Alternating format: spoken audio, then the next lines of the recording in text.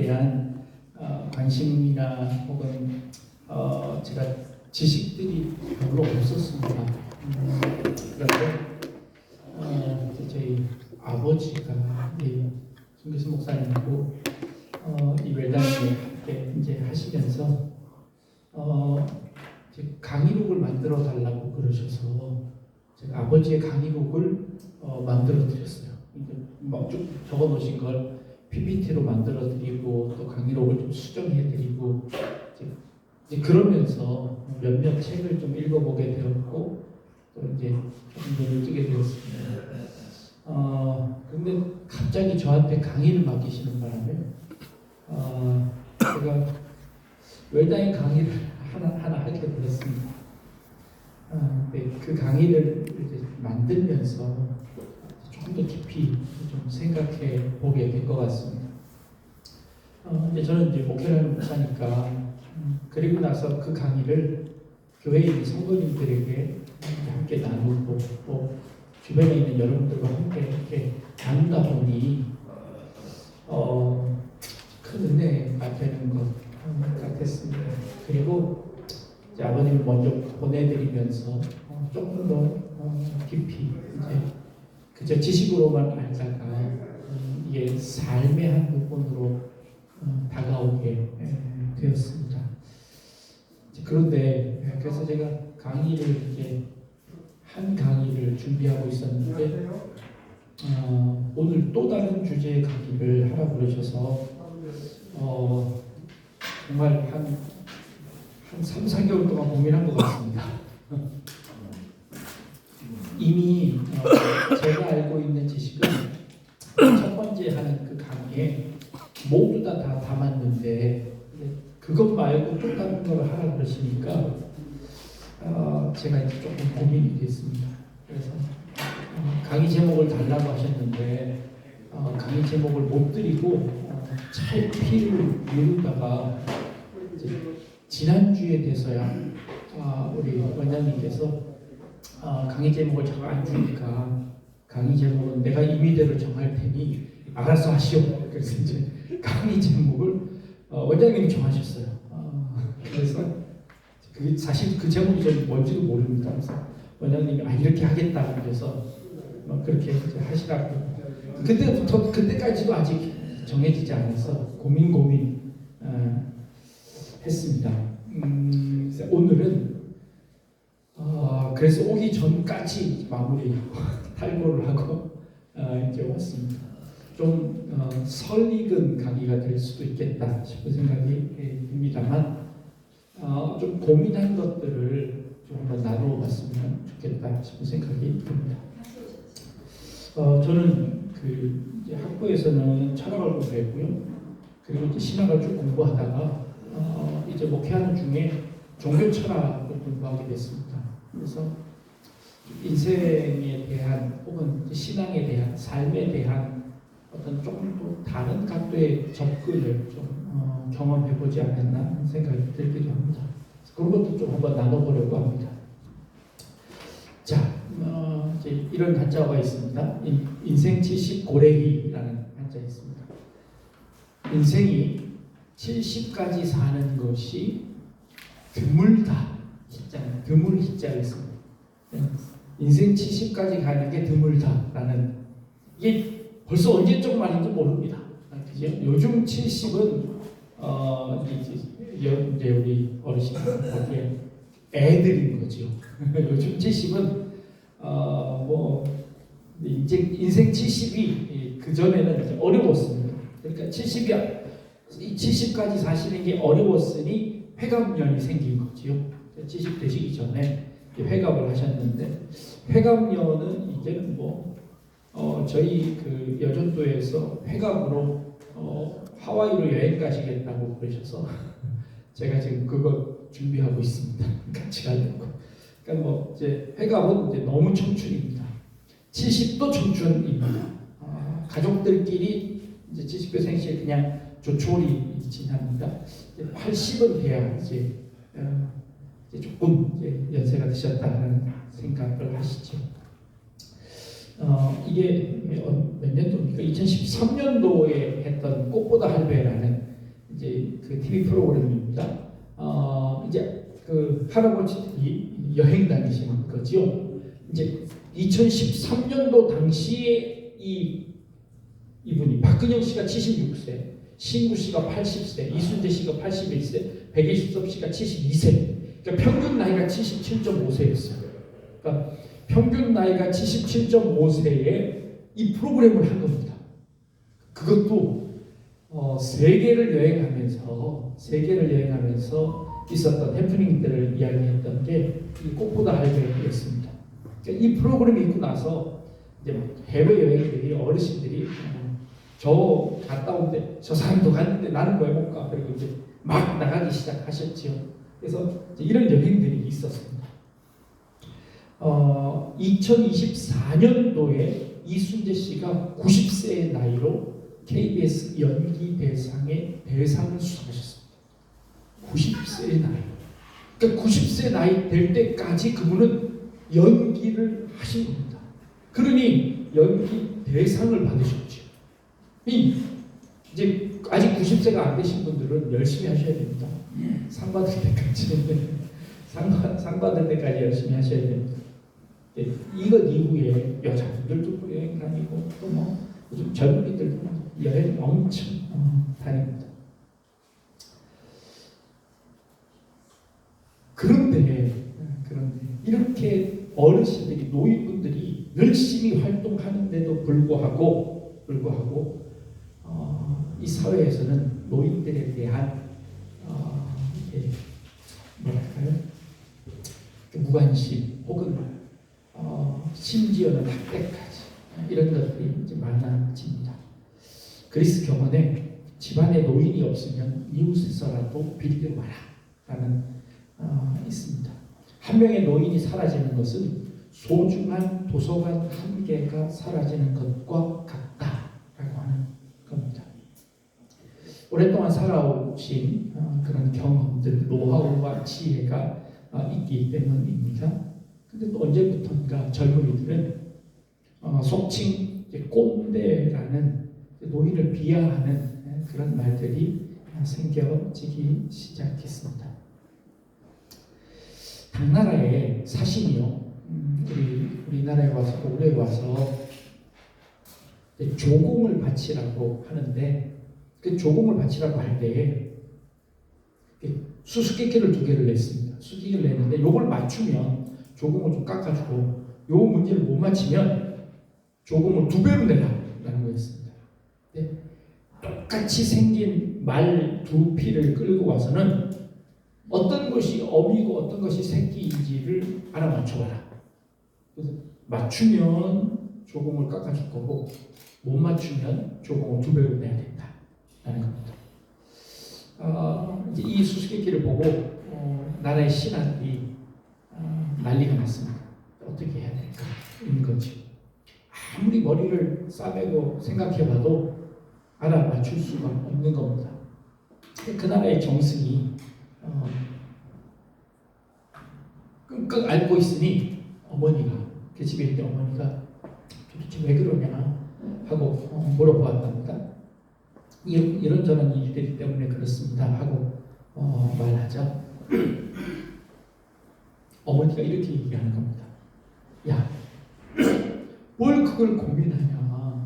그 2마리 놓고 먹을 걸 한번 좀 굶겼다가 먹을 걸 줘봐라. 그러면 필시 먼저 먹는 놈이 새끼다. 먼저 먹는 놈이 새끼다. 라는 겁니다. 그러자 이 정승이 하고 가서 그 당나라 사신한테 그렇게 해서 어미와 새끼를 딱 구분을 해내는 겁니다. 자, 이게 이제 노인 어른의 지혜인 거죠.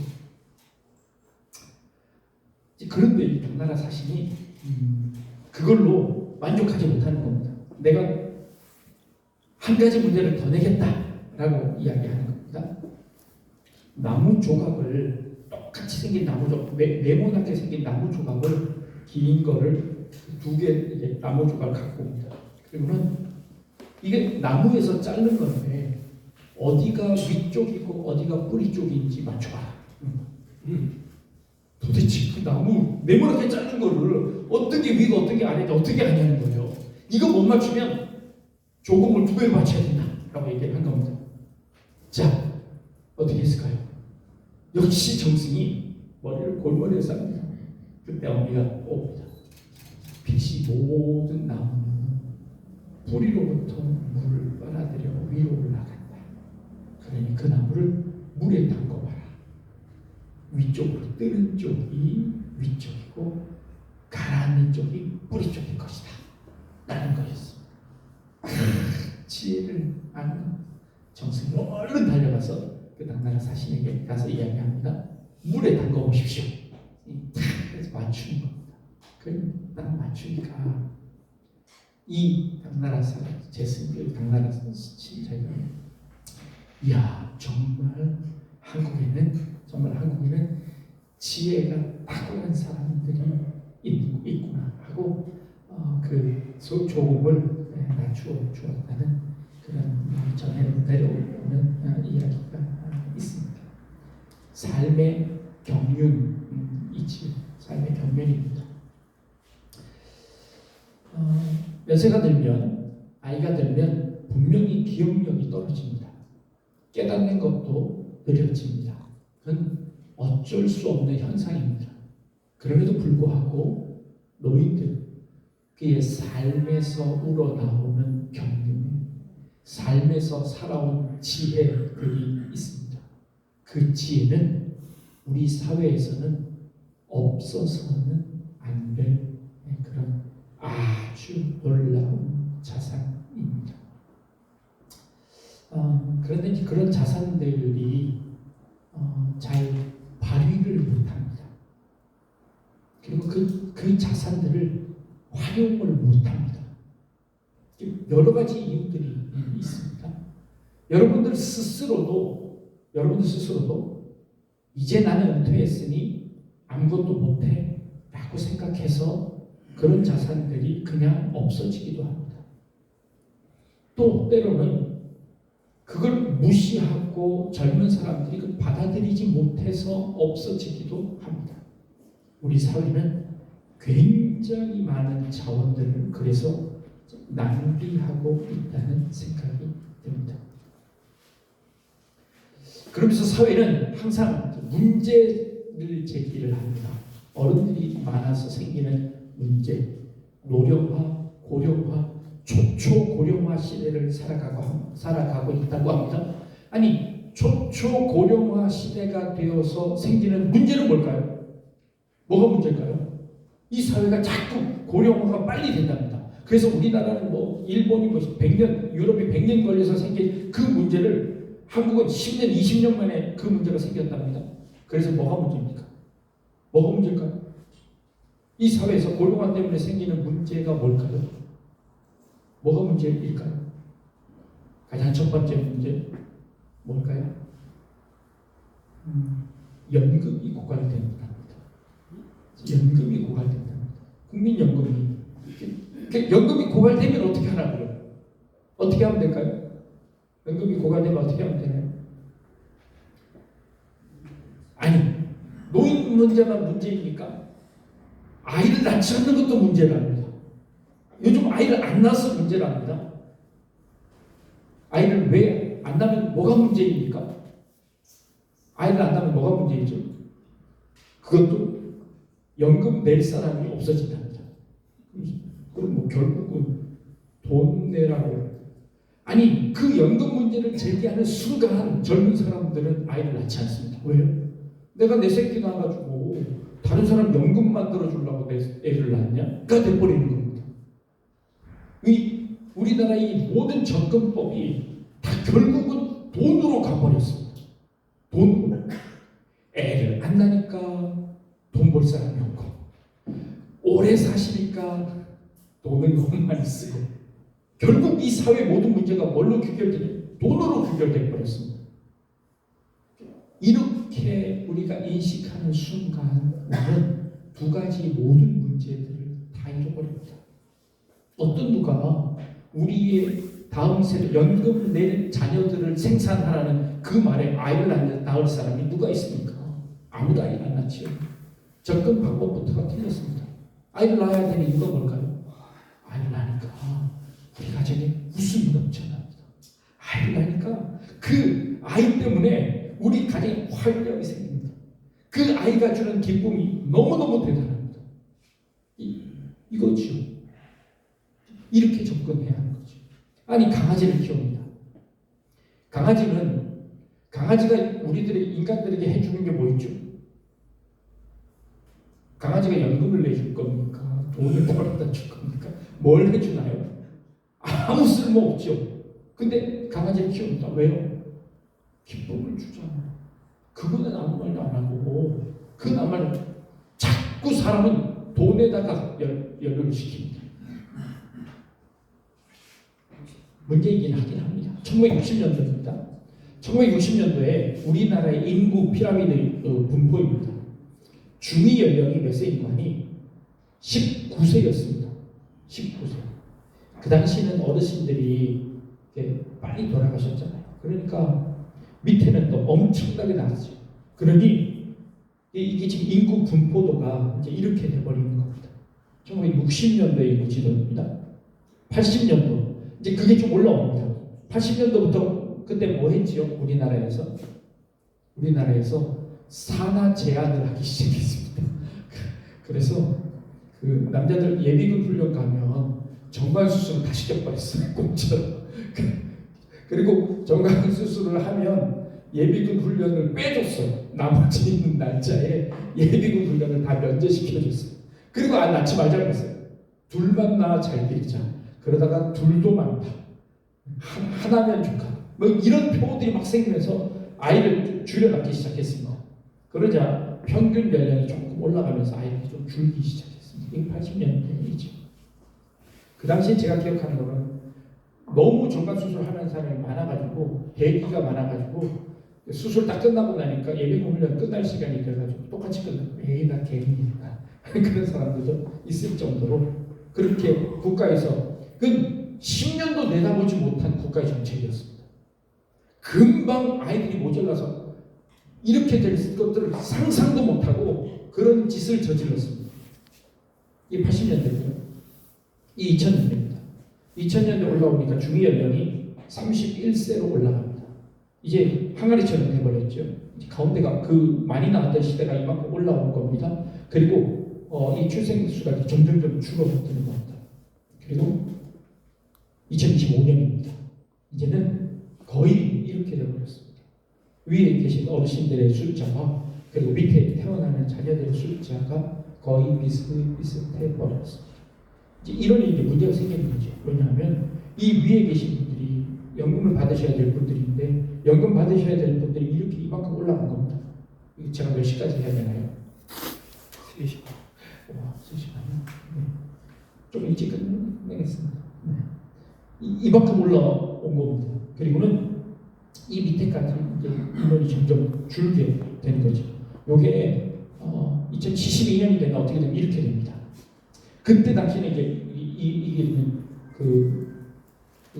수명이 올라가서 80세, 90세 되는 분들이 훨씬 더 많아질 겁니다. 그리고는 이 태어나는 사람들이 이렇게 줄어들 겁니다. 이렇게 된 것 때문에 사회가 염려가 되는 거죠. 여러분 그거 아십니까? 그래서 이 사회를 그런 문제들을 다 없애려면 어떻게 해야 될까요? 어떻게 될까요? 현대사에서 실험을 한 게 있습니다. 실험이 아니라 실험처럼 되어버렸습니다. 이게 그 캄보디아의 인구 분포도입니다. 캄보디아에 어떤 일이 있었죠? 킬링필드가 있었습니다. 킬링필드는 나이 드신 분, 지식인들 모조리 죽여버리는 일들이 있었습니다. 완전히 죽여버리죠. 그 당시에 자본주의 그리고 공무원, 교수, 교사, 의사, 전문 직업 가진 사람들을 다 죽였습니다. 나이 드신 분들 다 죽였습니다. 노동자, 농민들만 남겨두었습니다. 이렇게 됐습니다. 이렇게 사회를 강제로 이렇게 만들어버렸습니다. 그러면 이렇게 되면 잘 살게 될까요? 잘 살았을까요? 아니요. 않았습니다. 애들이 저렇게 총 들고 와서 이 킬링 필드가 캄보디아에서 있었던 일들입니다. 그때 죽일 때 어떻게 죽였냐면 이런 말들이 있습니다. 손을 딱 펴봐서 손에 굳은 살이 없으면 죽였답니다. 지식입니다. 그래서 그때 죽였답니다. 피부가 희다고 죽였답니다. 영어를 쓸 줄 알면 죽였고, 또 책을 똑바로 들 줄 알면, 글을 똑바로 읽을 줄 알면 죽였답니다. 어마어마한 일들이 일어났죠. 결과 캄보디아는 이렇게 되어버렸습니다. 그래서 지금 요즘 우리 캄보디아에서 일어나고 있는 많은 일들이 있죠. 그곳에 이제 그런 깡패들, 집단들이 막 들어가서 거기 온 세계에 나쁜 짓들을 하는 그런 장소가 되어버렸습니다. 우리나라 사람들이 강제로 끌려가기도 하고 인신매매를 당하기도 하고 납치를 당하기도 하고 이런 일들이 어디서 캄보디아에서 일어납니다. 그 일들이 결과입니다. 어르신들이 강제로 제거해버렸습니다. 그래서 사회가 젊어졌습니다. 젊어지면 지혜가 없어졌습니다.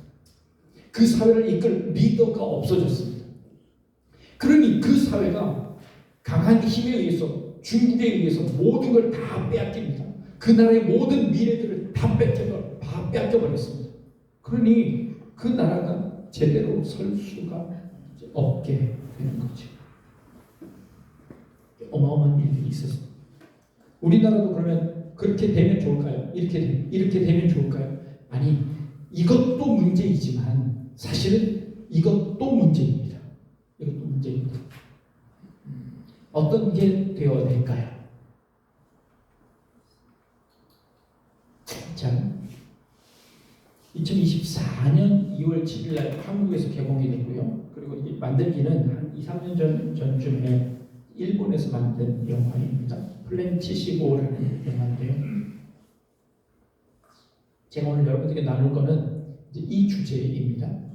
플랜 75라는 이 영화는 어떻게 시작하는가 하니 일본의 한 젊은 청년이 어르신들이 많이 모여있는 곳에 가서 총으로 학살을 합니다. 그리고는 집에 와서 스스로 자결을 합니다. 근데 그가 그런 엄청난 일을 저지른 이유가 무엇이고 하니 바로 그겁니다.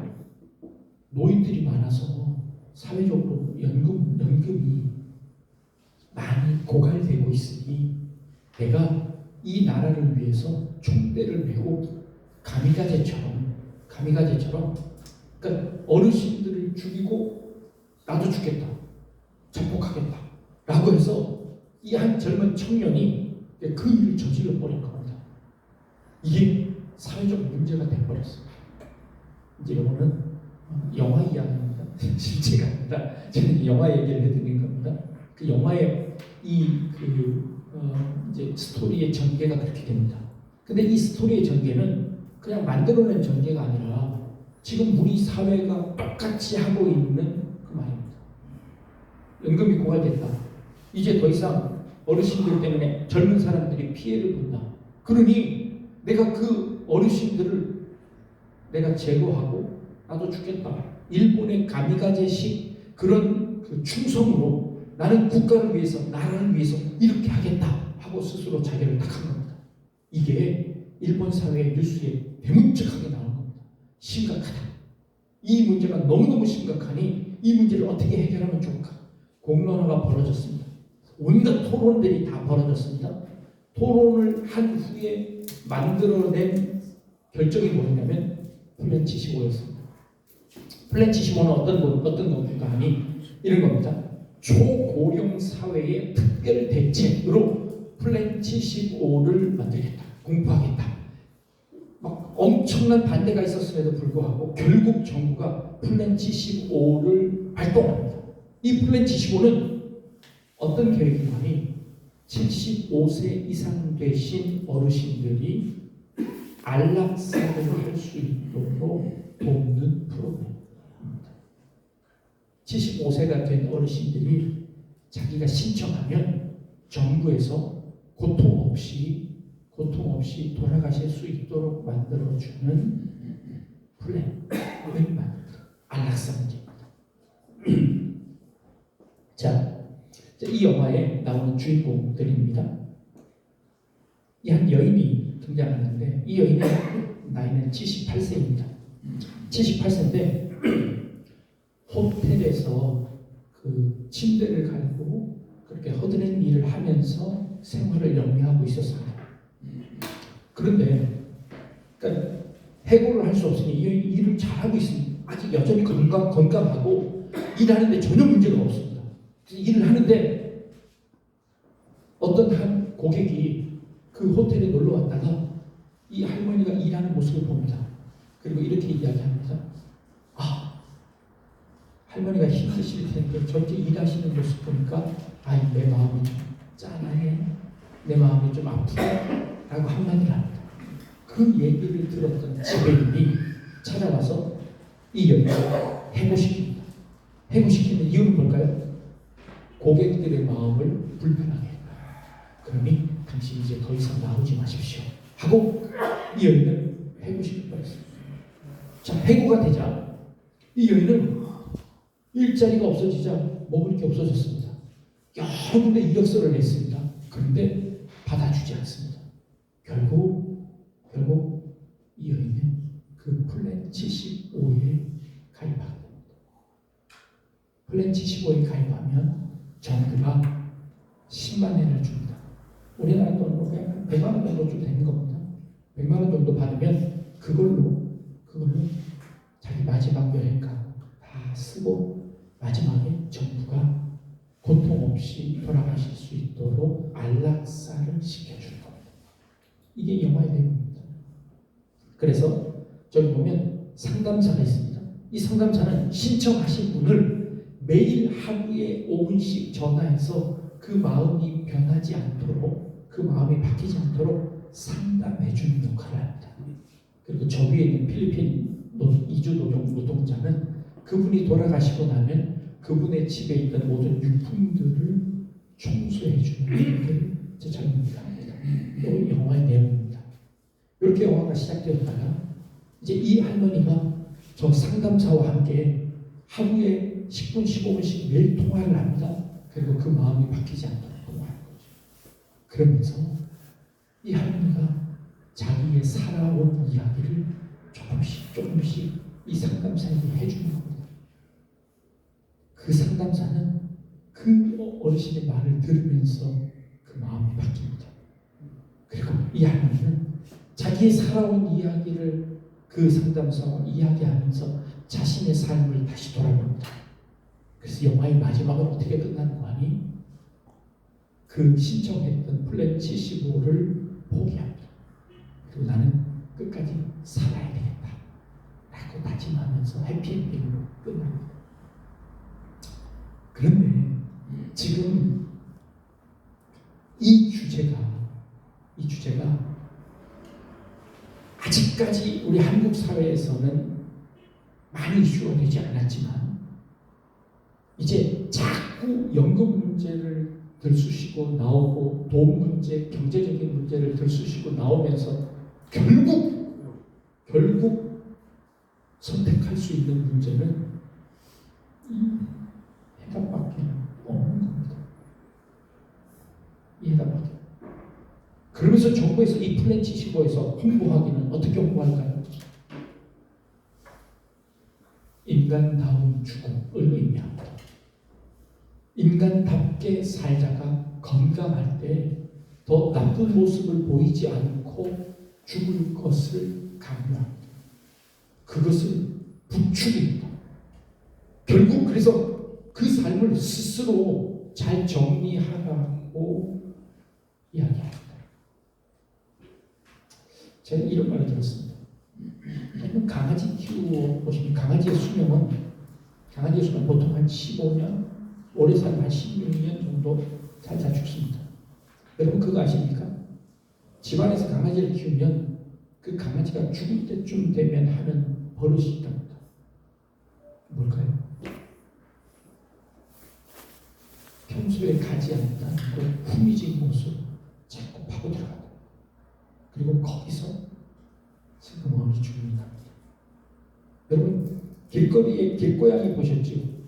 길고양이들 중에 살아서 움직이는 것 많은데 그렇게 많은 고양이들 중에 죽어있는 고양이 보셨나요? 로드킬 당한 거 말고 없죠. 모든 짐승들은 죽을 때가 되면 자기 스스로 그 자리를 찾아가서 죽는답니다. 왜 그럴까요? 나를 사랑해주고 나를 아끼던 자에게, 아끼던 사람에게 자기의 추한 모습을 보여주고 싶지 않다는 게 그 동물들의 본능이랍니다. 그러고 나서 보니 고래들이 어떻게 죽는지 아십니까? 고래들이 무리를 지어 살다가 죽을 때가 되면 혼자 저 깊숙한 바다로 가서 죽는 겁니다.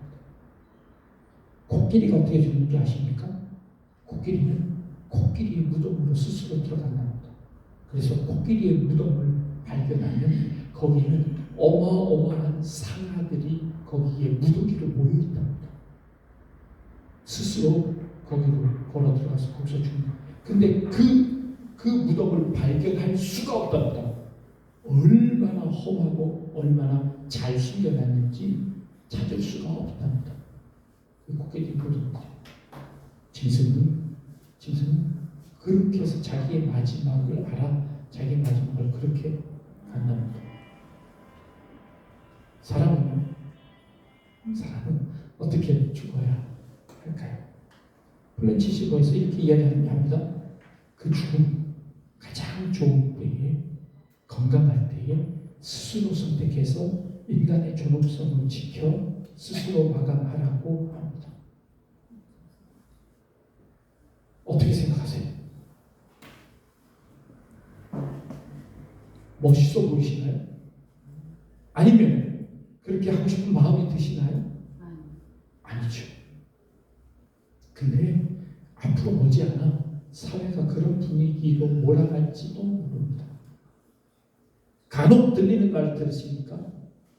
스위스나 유럽의 국가들의 안락사를 법적으로 허용한다는 거 얘기를 들으시나요? 네, 우리나라 사람 중에 지금까지 약 한 20여 분이 스위스에 가셔서 스스로 목숨을 끊었습니다. 자살을 선택했습니다. 돈도 그렇게 비싸지 않습니다. 캡슐 안에 들어가서 자기가 스위치를 누르면 그 안에 질소가 그 안에 들어와서 그 질소가 가득 차면 산소가 부족해서 죽는 방법이 있고, 또 하나는 아주 그 많은 수면제를 투입해서 수면제가 링거를 통해서 내 몸속에 들어가서 잠자듯이 죽어나는 그런 죽음도 선택할 수 있습니다. 물론 지금까지는 규정들이 있습니다. 어떤 규정들이 있는가니 의사가 반드시 의사 2명 이상이 이분은 회복할 수 없는 질병을 가지고 있어야 됩니다. 본인의 의사여야 한다. 그리고 뭐 몇 가지가 있습니다. 그래서 그곡에 해당되어지면 법률적으로 인정해서 타력 자살, 다른 사람의 힘을 빌어 죽을 수 있는 것을 법적으로 허용했습니다. 우리나라 사람은 그래서 그렇게 해서 그걸 선택하는 사람들이 생겨졌습니다. 이제 이런 제도들이 한국에도 곧 들어올 겁니다. 왜냐하면 인간의 존엄성을 위해서 들어올 겁니다. 지금 우리는 어디까지 그게 허락되었냐면 지금 우리 단체에서도 적극적으로 홍보하고 있는 연령치료 중단 우리 다 하셨잖아요. 그거랑 안락사랑 무슨 차이가 있을까요? 무슨 차이가 있을까요? 자, 나는 회생 불가능하니 더 이상 나를 치료하지 말고 내버려 두십시오 라고 하는 것과, 나는 이제 더 이상 치료해도 나을 수 없지만 그 고통이 오기 전에 나는 내 스스로 내 목숨을 끊겠다라고 선택하는 것과 무슨 차이가 있을까요? 무슨 차이가 있을까요? 그러면 안락사가 가능할까요? 해도 될까요? 해야 될까요? 아니면 사회를 위해서 그걸 적극적으로 홍보를 해야 될까요? 딜레마입니다. 이제 곧 이 문제가 우리 사회의 큰 문제로 대두될 겁니다. 왜요? 경제적인 문제로. 경제적인 문제. 이 사회 문제로. 그리고 어르신 스스로 이렇게 생각하게 만들 겁니다. 나는 더 이상 이 사회에 쓸모가 없다라고. 내가 더 이상 이 사회에 내 자녀들에게 해줄 수 있는 것이 없고 이제 내가 집만 된다면 내 스스로 물러나야 되는 것이 옳은 것이 아닐까라고 생각할 정도로 만들 겁니다. 여러분이 이제 그런 딜레마에 빠지실 겁니다. 여러분 스스로도 그렇고 이 사회적인 분위기로도 그렇고 이런 영화들이 나오면 불과 10년 안에 이런 일들이 이슈화되고 노골적으로 나오게 될 겁니다.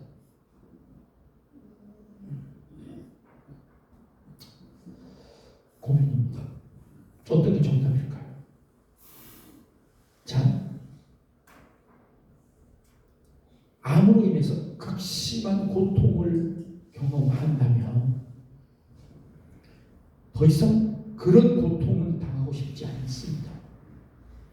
어차피 영원히 살 거 아니지 않습니까? 그러니 내가 아프기 전에 스스로 정리하겠습니다. 라고 한다면 여러분 주변에 여러분 친구들이 그렇게 선택하면 뭐라고 말씀하시겠습니까? 나 스위스 갈래 라고 한다면 뭐라고 말씀하시겠습니까? 그분을 말릴 만한 이론적 아니 심지어 신앙적으로 여러분들이 막을 만한 논리적 근거가 있나요? 쉽지 않습니다. 쉽지 않습니다. 네가 대신 네가 그런 고통을 알아? 하고 묻는다면 그 고통 그거 감당해내는 거 쉽지 않기에 선택할 수도 있지 않을까 하는 생각을 합니다. 그래서 유럽의 국가 네덜란드에서 2002년부터 안락사를 합법화시켰습니다. 벨기에, 룩셈부르크, 캐나다, 스페인, 유럽 여러 나라들이 이를 허락하고 있습니다. 그 중에 스위스가 조력 자살을 허락합니다. 스스로 목숨 끊는 것에 대해서 다 허락했는데 조력 자살, 옆에서 도와주는 것까지도 스위스는 허락해 냈습니다. 한국에 하루에 자살하는 인원이 38명입니다. 세계 1위입니다. 우리는 자살하지 말라고 합니다. 자살하면 죄라고 이야기합니다. 근데 그렇게 해서 스스로 삶을 포기하는 것은 꼭 죄일까요?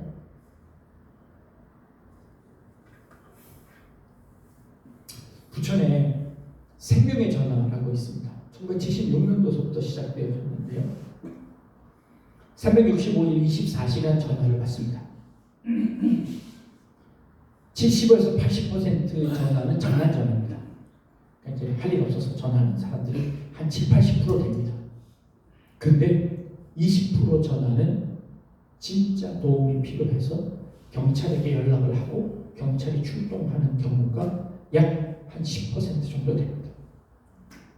그 10%를 위해서 그 나머지 장난 전화를 다 받아가면서 365일 24시간 자원봉사자들이 다 돌려서 그 전화 받고 있습니다. 지난 2주 전 토요일 날 송내역 앞에서 생명의 전화가 밤길 걷기 운동을 하면서 캠페인을 했습니다. 생명은 소중합니다. 그래서 그 생명을 함부로 다루면 안 됩니다. 그래서 그 생명을 지킵시다 라고 하는 그런 운동을 했습니다. 이게 모든 사람에게 다 똑같을까요? 고령화, 노령화 문제로 사회적 문제를 안고 있습니다. 그걸 어떻게 하면 해결할 수 있을까요? 이 사회는 항상 돈으로 해결합니다. 돈이 되지 않으면, 경제적으로 이익이 없으면 이 논리는요 똑같습니다. 2차 세계대전 때 히틀러가 했던 것과 똑같습니다. 도움이 안 되면 가차없이 죽였습니다. 심지어 유태인들의 인종은 이 인류에 도움이 안 되니까 제거해야 된다고 생각해서 잡아다가 가스실에 다 보냈습니다. 그리고 그 유러피안 백인종들의 피만 남겨야 된다고 해서 그들만을 위한 세계를 만들려고 시도했습니다. 이게 나치즘입니다. 이게 히틀러가 했던 일입니다. 사회에 도움이 안 되면 제거하자. 그래서 장애인들을 다 죽였습니다. 도움이 안 되니까. 일을 할 수 없으면 다 죽였습니다. 자, 나이가 들어서 더 이상 일을 할 수 없으면 제거해요. 아이들부터 와서 자라나는 거 보고 가망성이 없으면 죽여라. 누가 그걸 결정할 수 있나요? 그 기준은 도대체 뭔가요? 뭐가 사회에 도움이 되는 건가요? 그 나라를 다스리는 재상이 쩔쩔매면서 풀지 못했던 그 문제를 아무 쓸모없다고 생각했던 그 어미가 풀어냈습니다. 나라를 구했습니다. 나라를 살려냈습니다. 그 기준을 누가 정할 건데? 누가 정할 건데?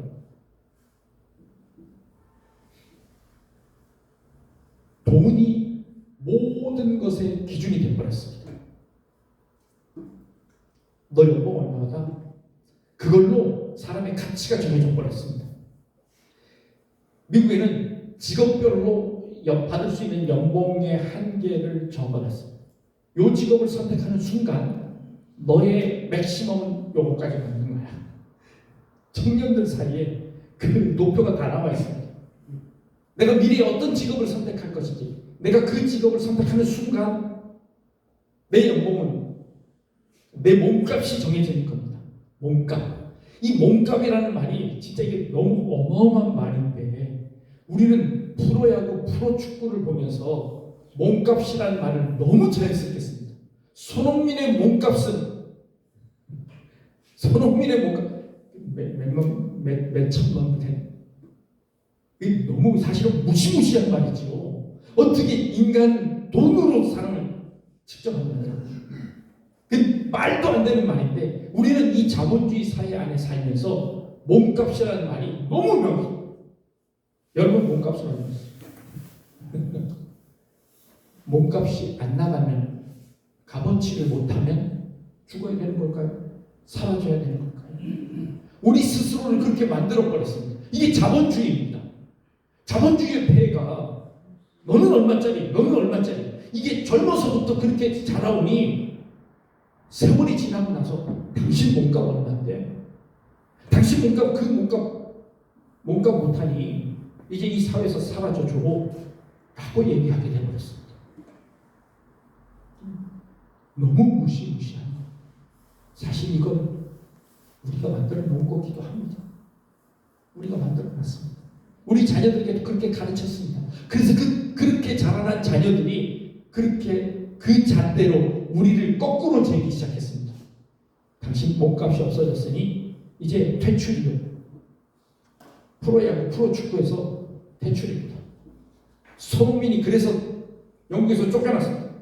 미국 가서 자기 몸값을 자기가 더 올려놨어요.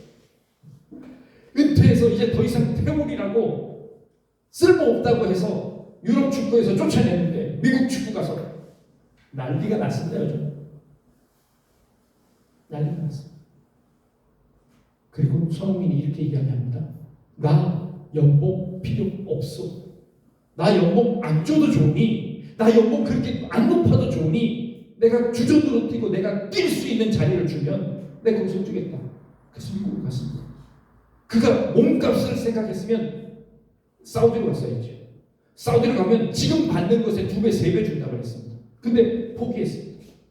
난 돈이 문제가 아니다. 돈이 문제가 아니다. 나는 내가 내 명예를 지키고 또 내가 주전으로 뛸 수 있는 나는 여전히 뛸 수 있고 나는 여전히 일할 수 있는데 나는 태물이 아니다 라는 것을 증명하기 위해 미국에 왔습니다. 잘한 선택이죠. 명예를 선택했습니다. 그래서 명예도 얻고 돈도 얻습니다. 돈으로 사람 몸값을 정할 수 없다고 그는 외치고 있는 겁니다. 마찬가지입니다. 우리들도 마찬가지입니다. 내가 더 이상 몸값 할 수 없다고 아니라는 겁니다. 내가 더 이상 쓸모 없다고 아니라는 겁니다. 그렇다면 우리들의 쓸모, 우리들의 몸값은 누가 정해야 할까요? 내가 정해야 합니다. 우리가 정해야 합니다. 그리고 증명해내야 합니다. 어떤 식으로 증명해낼까요? 자, 고령화, 노령화, 뭐가 문제일까요? 결국 돈 못 번다는 그게 문제일까요? 아니요. 그렇지 않다는 걸 보여주어야 합니다. 자,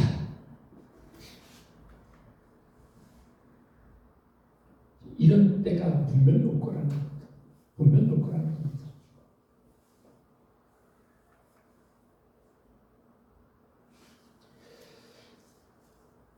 저는 그래서 이 사회에 진짜 어른이 필요한 사회, 어른들이 있어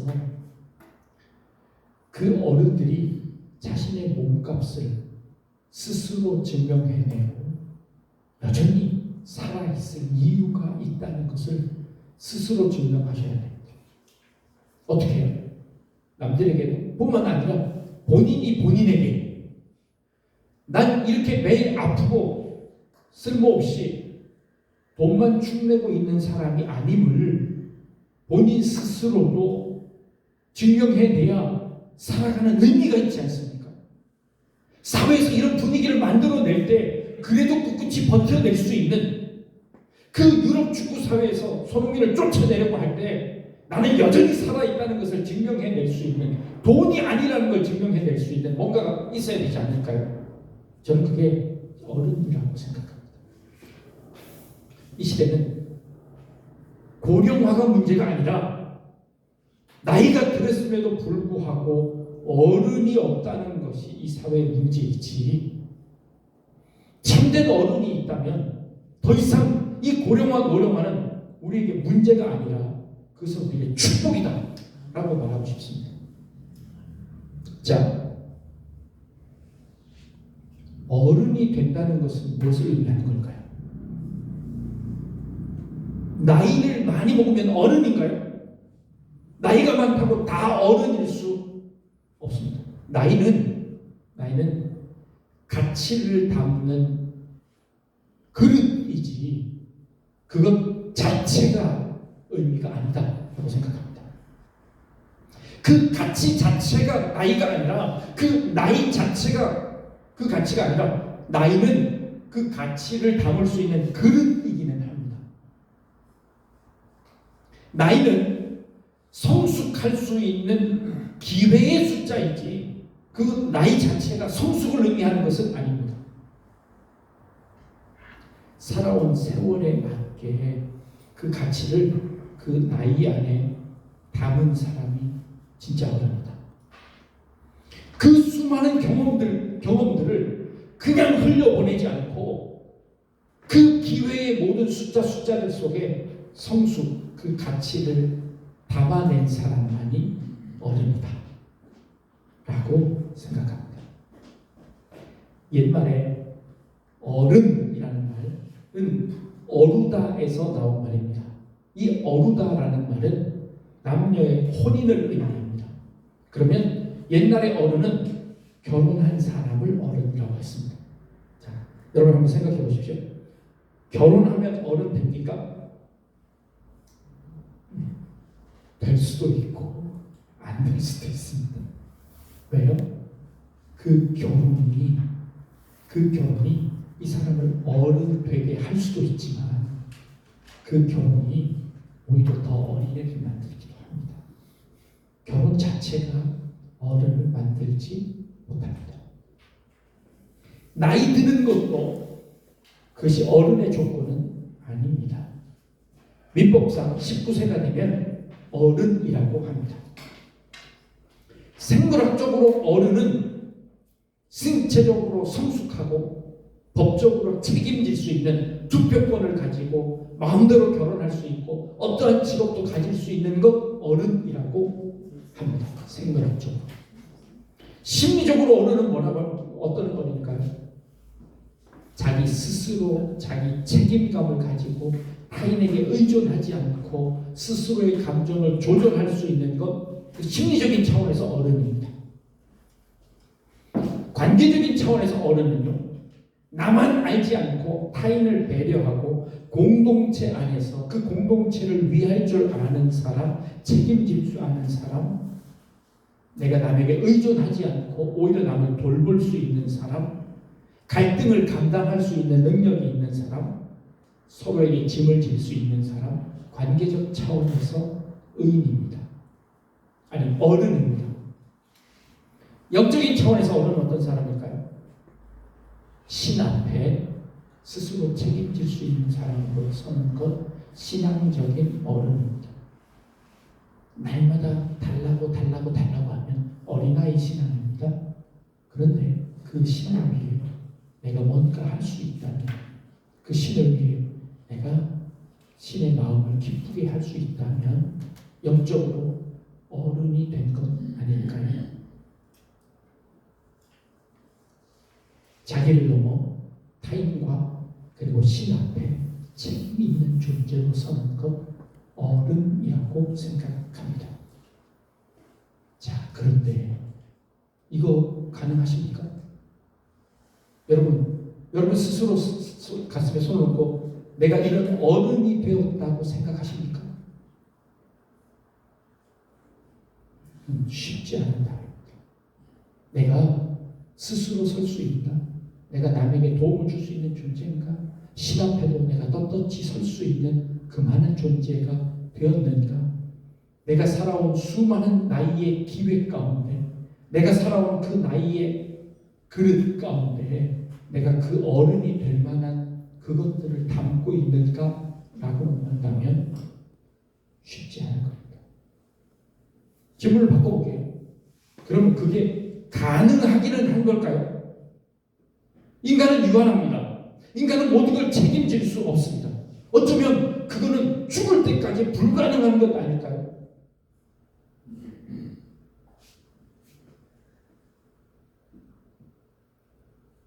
사람들은 이렇게 발뺌합니다.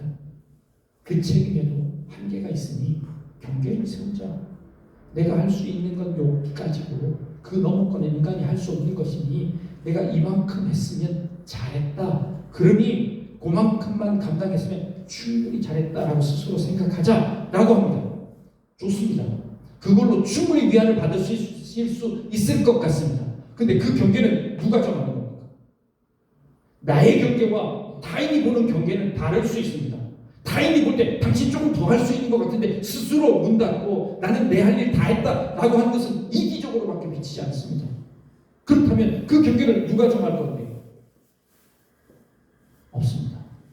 그렇다면 어떤 사람이 어른이 될까요?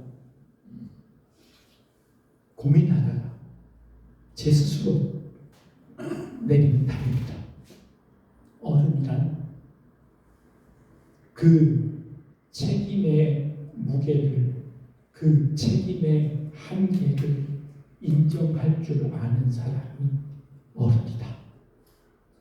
그리고 그 한계를 끌어안을 수 있는 사람이 어른이다.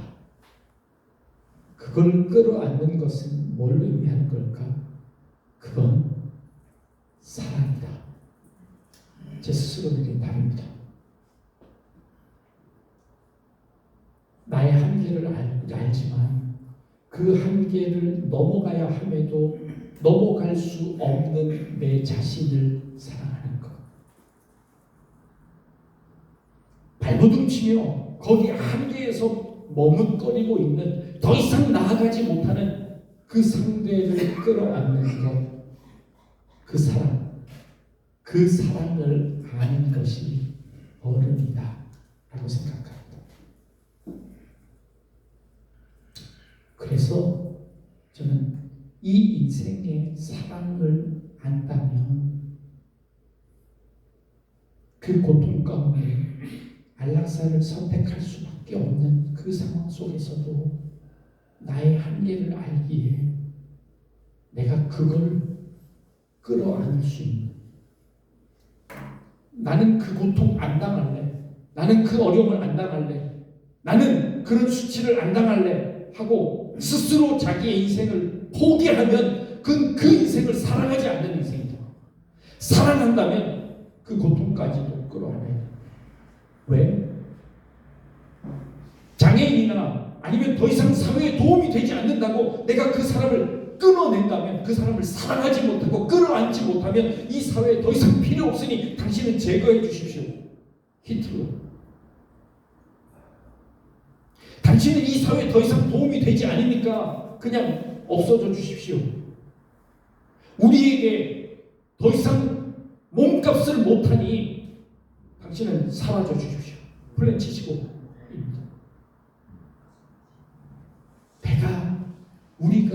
우리 사회가 그 사람을 사랑하면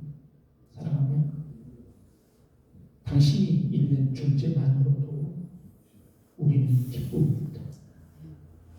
어린 아이들이 아무것도 못하지만 그 아이 보면서 행복함을 느끼잖아요. 심지어 강아지도 아무것도 도움이 안 되지만, 경제적으로 도움이 안 되지만 그러니까 그 강아지를 키우잖아요. 그런데 우리는 몸값 못한다고 이 사회에 필요하지 않다고 제거해버립니다. 조금 아프다고 스스로 내 인생을 포기해버립니다. 그리고 그걸 사회가 장려하게 됩니다. 그걸 극복할 수 있는 것은 저는 사랑이라고 생각합니다. 그 사랑의 첫 번째 사랑은 자기 자신에 대한 사랑입니다. 여러분 스스로를 사랑해야 합니다. 나이가 들어서 움직이는 것이 느리고 생각하는 것이 느릴지라도 이것은 자연의 섭리이지 내가 이 사회에 더 이상 쓸모 없어지는 것이 아니라 내가 이 자연 안에 하나가 되어져 가는 과정이라 생각하고 그것 자체를 사랑해야 합니다. 꽃이 살아있다는 것은 시든다는 겁니다. 꽃이 시들었다는 것은 그 꽃이 활짝 피었었다는 것을 의미합니다.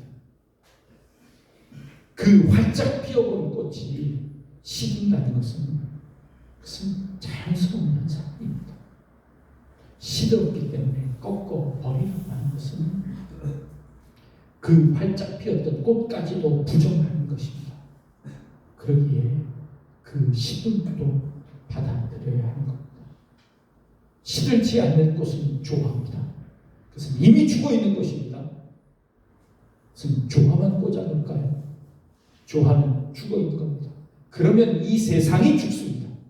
강제로 꺾어냈더니 캄보디아처럼 됩니다. 다 죽어갑니다.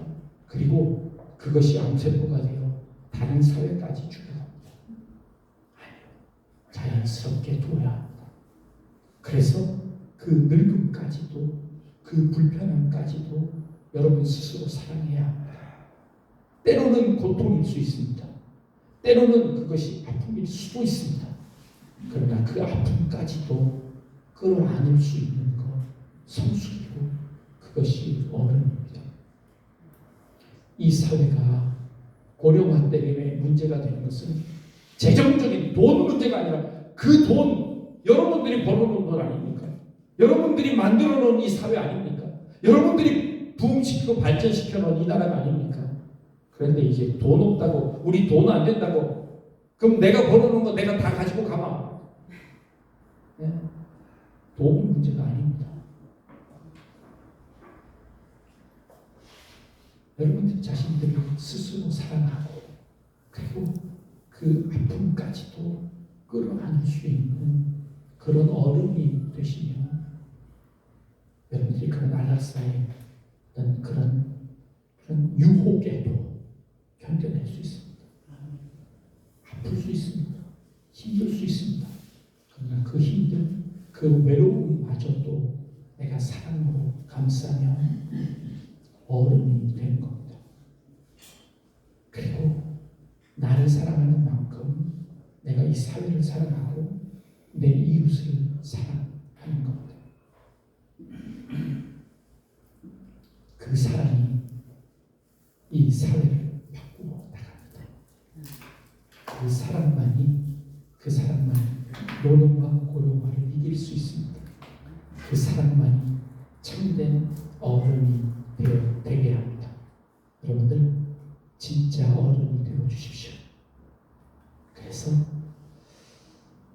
젊은이들에게 참된 어른, 참된 사랑이 무엇인지 가르쳐 줄 수 있는 그런 어른들이 다 되실 수 있기를 바랍니다.